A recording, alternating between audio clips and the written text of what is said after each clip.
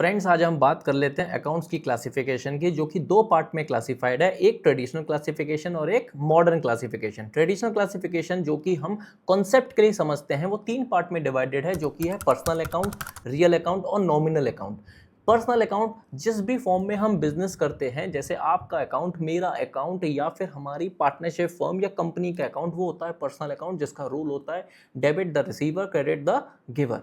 फिर आ जाता है रियल अकाउंट, जो डायरेक्टली चीजें बैलेंस शीट में आती हैं, जैसे कि building account, machine account, cash account, वो सारी की सारी चीजें किस में डिफाइंड होती हैं? रियल अकाउंट में। इसका रूल होता है debit what comes in, credit what goes out. फिर आता है नॉमिनल अकाउंट, सारे खर्चे, सारे इनकम, लॉस, एक्सपेंसेस, ये किस अकाउंट को डिफाइन करते हैं? नॉमिनल अकाउंट को, जिसका रूल होता है debit all expenses and losses and credit all incomes and gains. फिर आ जाता है मॉडर्न अप्रोच, जो कि अपन आज प्रैक्टिकल बिजनेस में यूज करते हैं। ये 5 पार्ट में डिवाइड होती हैं, जो कि है एसेट, लायबिलिटी, एक्सपेंसेस, इनकम और capital. Asset, increase in asset और debit, decrease in asset credit, इसका ये रूल होता है। लायबिलिटी का increase in liability credit, decrease in liability debit. और फिर आ जाता है एक्सपेंसेस, जब भी खर्चे बढ़ते हैं, इंक्रीज इन एक्सपेंसेस डेबिट। और फिर आ जाता है income, increase in income credit. Capital अगर इंक्रीज होती है तो क्रेडिट, और अगर डिक्रीज होती है तो डेबिट। ऐसी और चीजें जानकारी चाहिए तो प्लीज फॉलो करें।